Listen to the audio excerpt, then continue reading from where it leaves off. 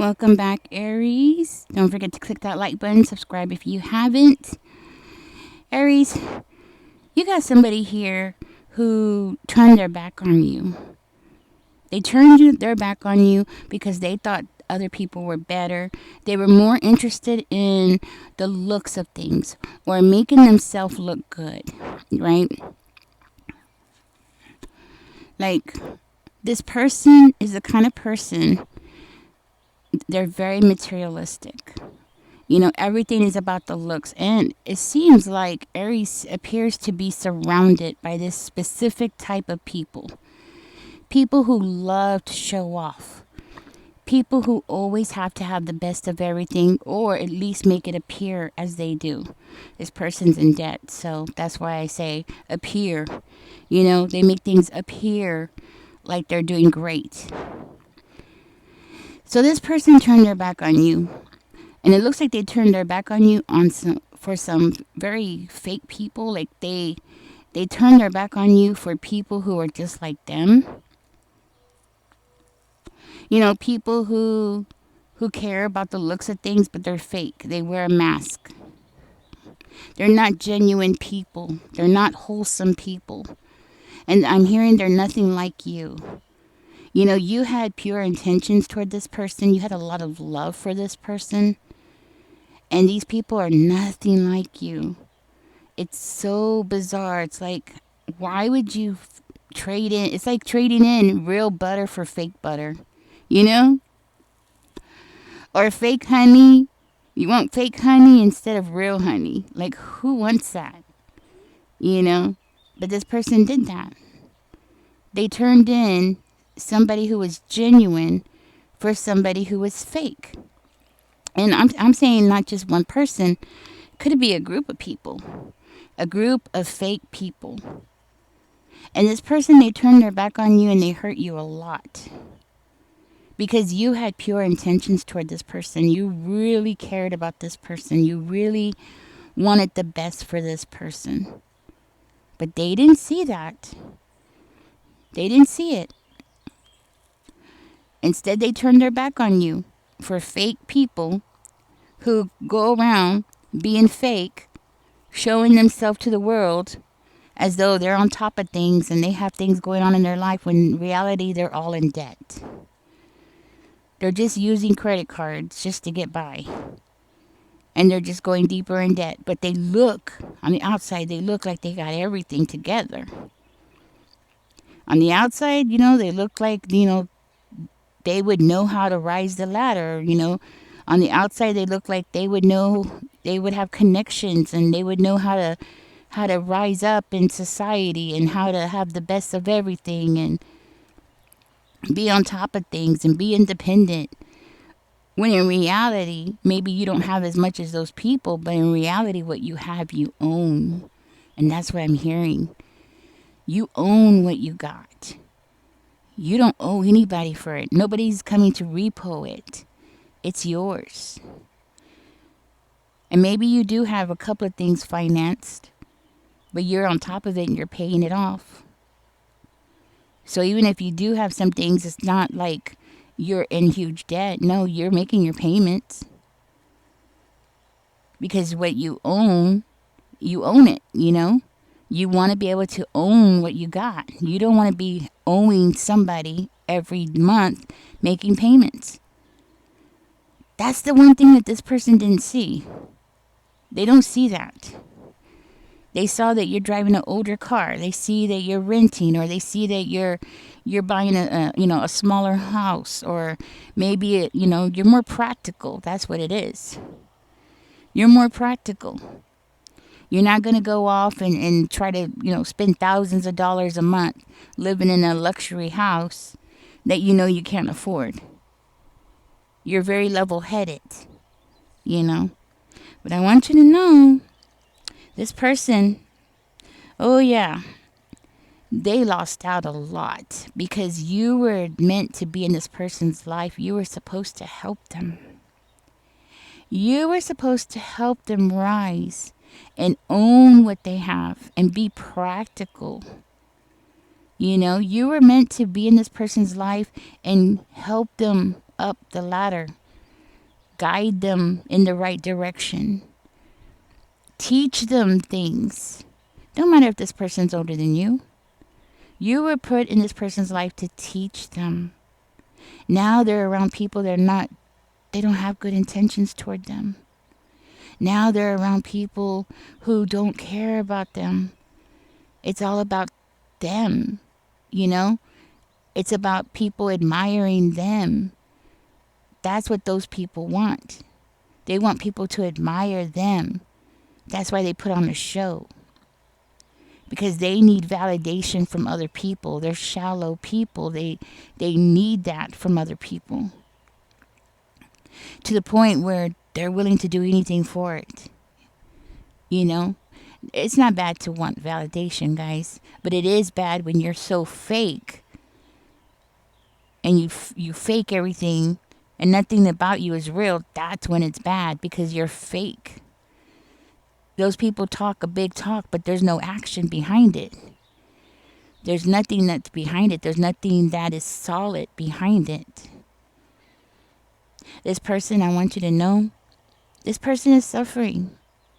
They're suffering because God put you in that person's life at the right time to guide them, to help them. And they turned away a blessing that was you. You were supposed to be the blessing in this person's life, and they messed up. I'm hearing they messed up badly. And now they're juggling. They're trying to keep this image of being independent, and they're trying to keep this image of being on top of things. And in reality, they're doing foolish things. Things that don't matter. They're wasting their time and energy and money. Because they're trying to be like their friends. They're trying to keep up with the Jones, right? They're playing a game that there's no way to win. It was never meant to be won, you know? Because at any minute, anybody can come and take it away from you if you don't own it. And that's the thing. This person doesn't realize it. They don't own anything they have.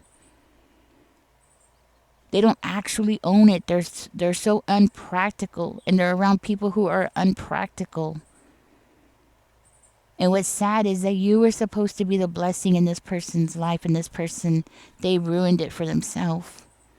They rejected a blessing.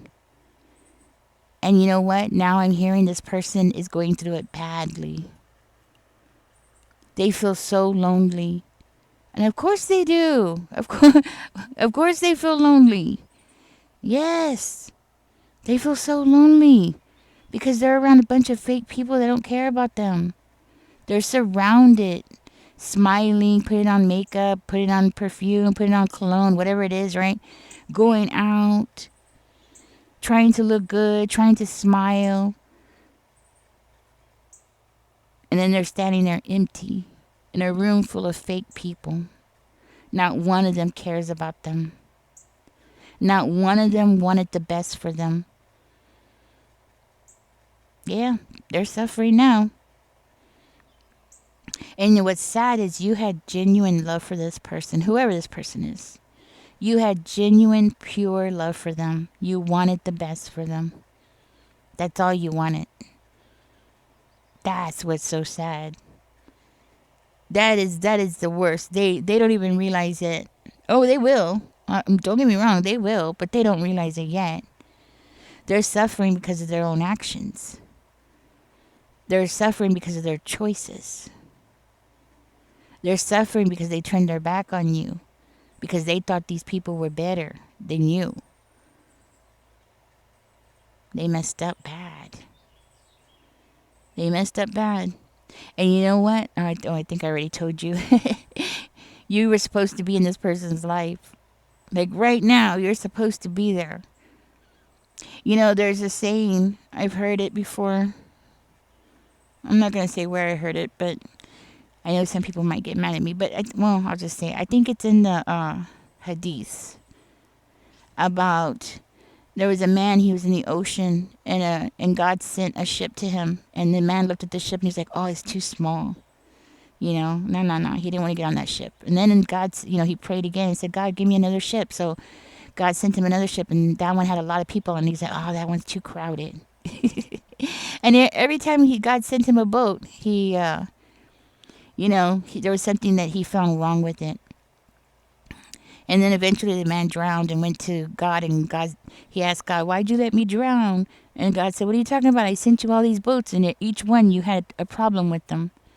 You know, that's this person. That is this person. This person, they asked for help. They were asking for somebody to come and help them, guide them, teach them. They were asking for you. They were manifesting you. They wanted you. And then what did they do? No, not right. Not exactly what they had in mind. Yeah, they're the one that's drowning now. You understand? They're drowning. Not physically, but you know what I'm saying. They're drowning. They're drowning emotionally, financially. They're getting hit. I'm gonna tell you. Yeah, financially, this person is getting hit. They haven't realized what they've lost, but when they do, and it's coming soon, this person is going to be so mad at themselves. But it's gonna take a while. It's gonna take a while. Why is it gonna take a while? Because this person needs to mature. Yeah, they need to mature. They need to grow up. Eventually they're going to get to a time in a level of maturity, and then they're going to look back, and then they're going to be wanting to kick themselves like, dang, why did I do that? Oh, I was young and stupid. They're going to tell themselves, oh, well, even if they're not real young, but still, oh, I don't know why I did that. It's their loss. God is saying that next time this person, because they will eventually, they're going to realize that they're going to realize what they lost.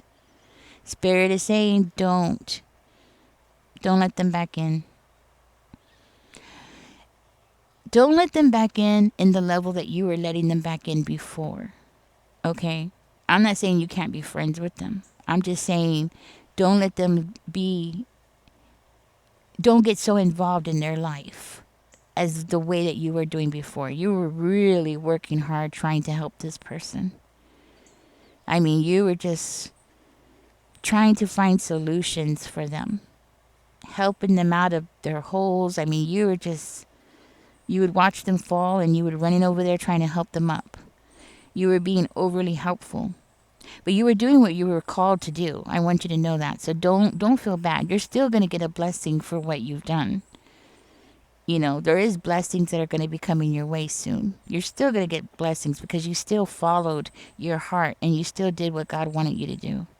So you will get your blessings. But this time around, don't be so close to this person. You know what I'm saying? Like, don't get so close. Not to the point where you care so much. To the point where this person's going to hurt you again. You know? And that's what God wants you to do. I'm not saying that this person is going to hurt you again, but because it's not really coming out that they will. But it's best that you protect yourself, because just because I don't see it in this time period that I'm viewing here, like just because I don't see it in this little time period, doesn't mean it's not going to happen down the road. Because I'm only seeing a fragment, of time. You know what I mean? I'm only seeing a small piece of the puzzle. So it doesn't mean down the road that this person's not going to hurt you again. It means be cautious with this person. Doesn't mean you can't be friends. It just means, you need to don't stretch your neck out so much for them to the point where you get hurt when they reject you. That's the thing. Protect yourself, and that's what Spirit wants you to do, is protect yourself. Protect your heart. Because I'm hearing this person hurt you badly to the point where you would have no choice but to cut that person out too. Like, for instance, what I mean is that person turned their back on you and you felt it. And there was a small period of time there where you were like, hey, what's going on? What's wrong? You were left standing there confused and, of course, hurt because you're human. You're what is the word? There's a word I'm trying to look for. You are a mentally healthy person. Okay? And because you are a mentally healthy person, you feel things. If you were a sociopath, you wouldn't care. You know what I'm saying? If you were a sociopath, you wouldn't care. You'd be like, all right, bye, Joe. And that's it, right? Yeah. But you're not. You're a very healthy, functioning person, which means you have feelings, you know? So Spirit wants you to make sure that, this time around, because this person they're going to be coming back. Not real soon, but eventually they're going to come back because they're going to realize what they lost. By that time, Spirit is saying no. You could be their friend. You could be like, hey, what's up? How you doing? But that's it. Do some small talk. That's it. Don't stretch your neck out for them. Don't try to help them up. This person's about to go through something. Reality is about to slap this person. And I'm not talking about a little slap. I'm talking about a big slap. This person's about to get slapped with some reality. Not just financial. I'm not talking about just financial, like getting slapped financially.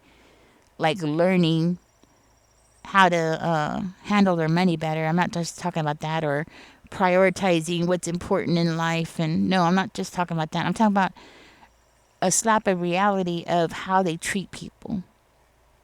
Because you're not the first person this person has treated this way. You know what I'm saying? You're not the first person that this person has harmed. This person has done things even to their own family. Where they have turned their back even on their own family because they're, maybe their mom was a little too overweight for their liking. And then they don't want people to see their mom, that kind of thing. Which could be, from what I could see, things like that. Like they shunned people out of their life because they didn't fit this cookie cutter image that they wanted to keep. So this person has a lesson that they need to learn, and Spirit is saying don't cushion that lesson. Don't be there to cushion that lesson for this person. That's the thing. Whew, this person's making me mad. Anyways, Aries, move forward. Keep moving forward. That's the thing. Keep moving forward in your life. God is going to be using you and working through you, and there's going to be other people that God is going to send you to, and those people will appreciate you. Okay? Those people are going to look at you and be like, oh, thank you, God, for sending me this angel. You know what I mean? Yes, and those people are going to appreciate you because they're gonna realize your value. They're gonna see your value. Unlike this one person, they're gonna see your value. They're gonna see how you are as a person, and they're gonna appreciate you. So yeah, I'm not saying don't keep caring. Don't. I'm not saying don't stop caring. Caring. Why does that word sound funny to me? Caring about people. I'm not saying that. I'm saying yes. Be your loving self. Let God, work through you because that's what He's doing. He's working through you. But just remember, there's going to be people like this person that's going to hurt you. No matter how much you want to do the right thing for them or help them along the way and see them do well, it's just not going to happen. It is kind of a lesson. You know what I mean? That you just can't help everybody. Okay, let's see what your angel number is. You got angel number 13. It says you are a conscious. Wait a minute. Oops. A conscientious. Can't say that word. Can y'all see that?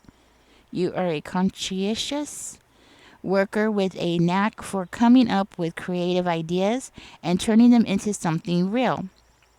And optimistic but practical. See, that's what I'm talking about. You're practical. And that's the thing. You're practical. And I think you're practical about everything that you do.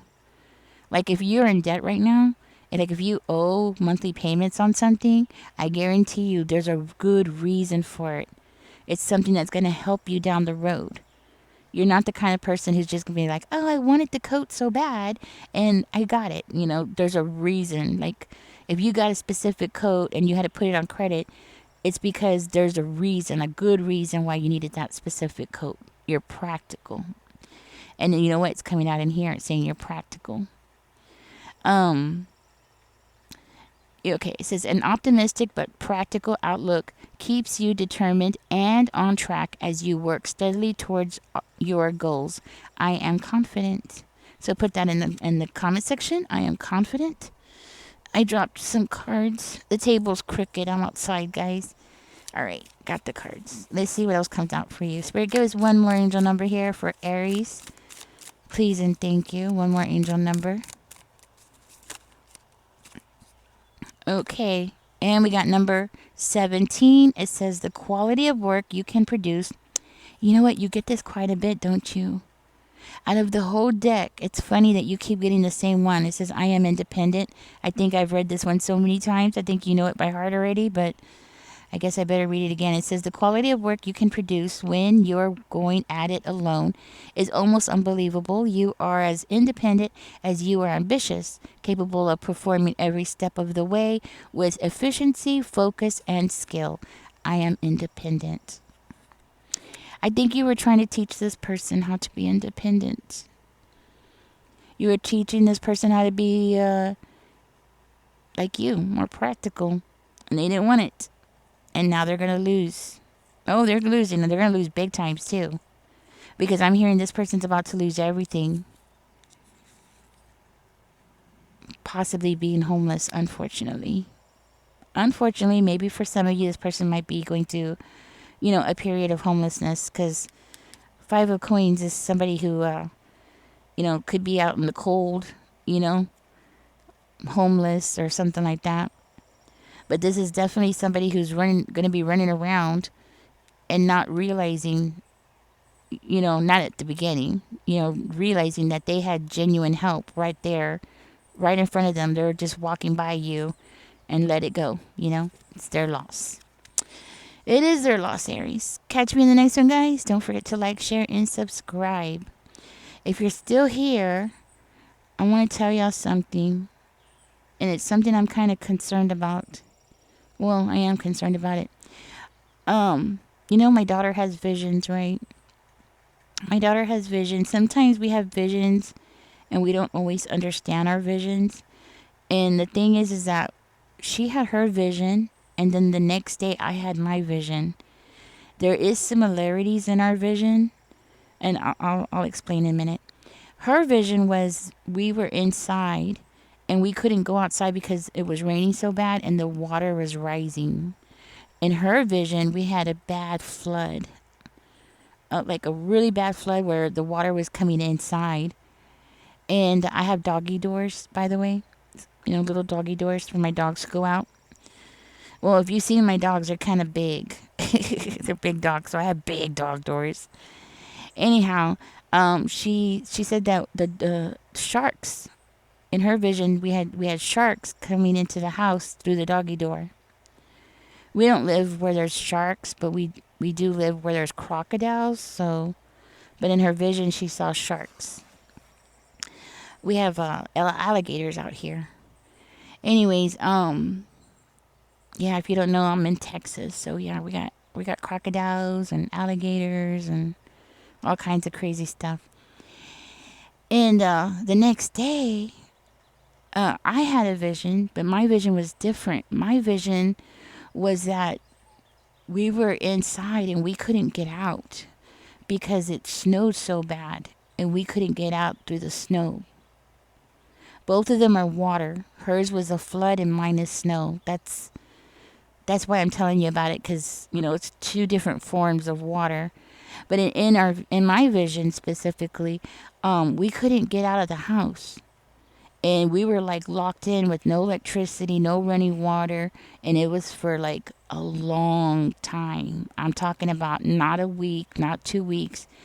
In my vision, it was like months, like 2 months, 3 months, like almost like almost 2 months without water or food or being able to get out. In her vision, she woke up because the sharks were coming in the house, and in her vision, she was yelling at me to save myself and stuff like that. In my vision, it was basically like, what are we going to do? We can't. we can't get the snow and melt it because we didn't have any way to melt it, and you know what I mean, that kind of thing. Anyways, I just thought I would share this with y'all guys. She and I both feel like something's coming. Okay, and the one thing that's common between our both of our visions is something's coming, something that's going to trap us in our homes, something that is going to cause us to lose our electricity and water. These are the similarities in our visions. Both of it has to deal with water or weather. Okay.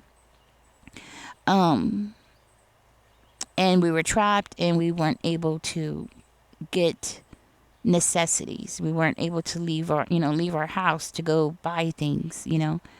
Um, that's pretty much it. That's all I have for you guys. But I woke up when I was having my vision, and that's another similarity. We both had it when we were asleep. So I know you think, well, it must have been a dream. There's a difference between dreaming and visions. Um, a lot of times when I'm dreaming, I know I'm dreaming. You know what I'm saying? Like, I know I'm dreaming. It doesn't feel. I mean, yes, it feels real when I'm dreaming, but there's a difference. There's a different feeling about it. I don't know how to explain it. I don't know how to explain it, but there is a difference. So, if you have visions, then maybe you can help me explain the difference between a vision and a dream.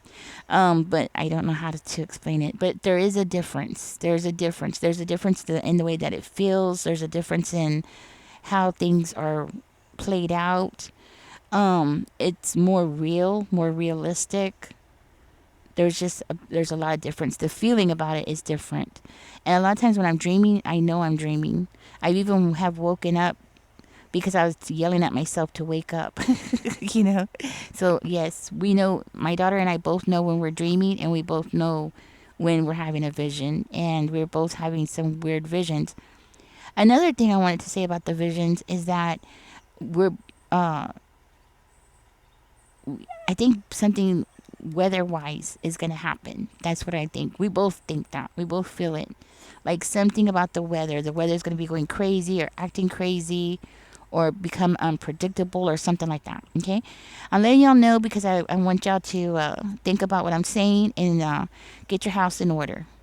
Okay, get some food, get some water, do what you gotta do. But just be ready to be. Just think of it like if you get locked in your house. In my vision, that was like 2 maybe 3 months. Just have what you need. That's it. And if nothing happens in your area, then okay. It's not like you're not gonna use it. No harm, that kind of thing. But if it does happen, then at least you'll be prepared and you'll, make it through. Okay? Anyways, guys, catch me in the next one. Don't forget to like, share, and subscribe. Bye bye.